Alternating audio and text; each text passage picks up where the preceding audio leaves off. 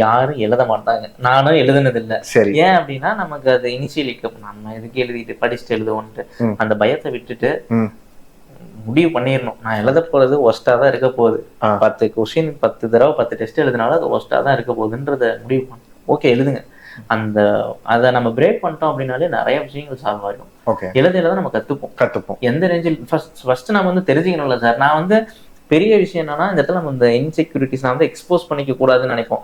I am week in answer writing, இல்ல நான் வந்துட்டு அந்த இன்டெலெக்சுவல் வீக்னஸ் வந்துட்டு வெளியே எக்ஸ்போஸ் ஆயிடும்ன்றதுனாலே நம்ம நிறைய பேர் எழுத மாட்டோம். அதெல்லாம் விட்டு இப்ப நம்ம ஒரு மென்டர்கிட்ட வந்து நான் காட்டும் போது என்கிட்ட வந்து சொல்லுவாங்க, ஒரு நிறைய கழுவி ஊத்துவாங்க, அது எதுக்கு எழுதிக்கிட்டு கழுவி ஊத்துட்டுமே கரெக்ட் அப்படின்ற மைண்ட் இல்லைங்க. ஹானஸ்ட்லி சொல்லணும்னா அந்த இன்டென்ஷன் இருக்காது. எந்த ஒரு ஆன்சர் லைவ் இவாலுவேஷனுக்கு நீங்க வரீங்கன்னு வைங்களேன், லைவ் இவாலுவேஷன்ல கரெக்டா இந்த இம்ப்ரூவ் பண்ணுங்கன்னு சொல்ற ஒரு ஃபீட்பேக் ஒரு இவாலுவேட்டர் கொடுத்துருவாரு. ஒரு நல்ல இவாலுவேட்டருக்கு அது அழகு. அது S, there might be some areas where அவங்களுக்கே அறியாம இந்த ஆன்சர் இம்ப்ரூவ் பண்ணணும்னா நீங்க இப்படி இதை எழுதணும் தான், அதாவது திக்னாதான் ஒரு அந்த மாதிரி மைண்ட் செட் இருக்கும்போது அது பண்ணிடுவாங்க. பட் ஆன்சர் எழுத வேண்டியது ஸ்டூடெண்ட்ஸோடைய கடமை. கண்டிப்பா சார். இப்போ நான் சில டெஸ்ட் வந்துட்டு எழுதுறதுக்கு மெயின் காரணம் ஒரு சில கொஸ்டின் நான் எழுதும்போது 10 கொஸ்டின் கேக்குறீங்கன்னா நான் 7 கொஸ்டின் தான் எழுதிருப்பேன். 3 கொஸ்டின் சம்டைம்ஸ் என்ன பண்ணுவோம்னா ஏதோ ஒன்று எழுதிடுவோம். இப்ப நான் எழுதுனாதான் அதுக்கு நீங்க ஃபீட்பேக் கொடுக்க முடியும். என்னோட ரைட்டிங் ஸ்டைல் என்ன, அனலிட்டிக்கலா திங்க் பண்ணி எழுதுறேன்னா இல்ல கொஸ்டினுக்கு டிமாண்ட் அட்ரஸ் பண்ணலாம் தெரியும். அதை நீங்க சஜஸ்ட் பண்ண முடியும்.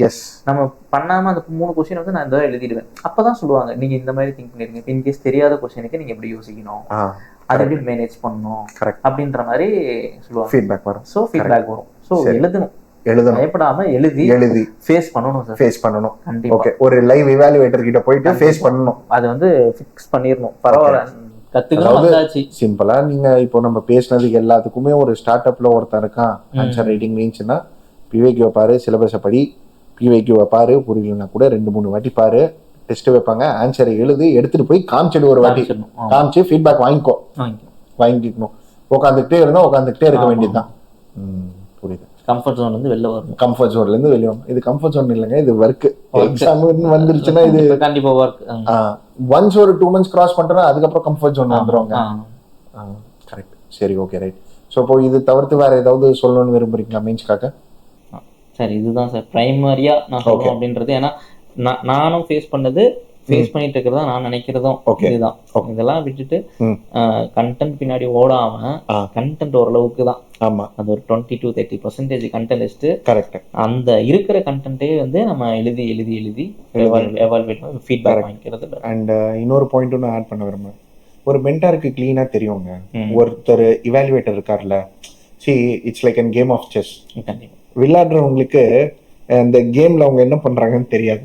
கண்டிப்பா சார், கண்டிப்பா. சரிங்களா? ஸோ இப்போ நீங்க ஆன்சர் எழுதுறீங்கன்னா எனக்கு ஞாபகம் இருக்கு, நம்ம எத்திக்ஸ்க்கு உட்காந்தோம் இல்லையா, எத்திக்ஸ்க்கு உட்காரும் போது உங்க ஆன்சர்ஸ்ல வந்து நீங்க ஸ்காலர்ஸ் எல்லாம் நிறைய எழுதுறீங்க. ஒரு 4 பாயிண்ட் 3 பாயிண்ட் ஸ்காலர்ஸா இருக்கு. நம்ம அந்த 2 பாயிண்ட்டை 1 பாயிண்ட் ஆக்கணும், கீவேர்ட்ஸ் எடுத்துட்டு வந்தோம்.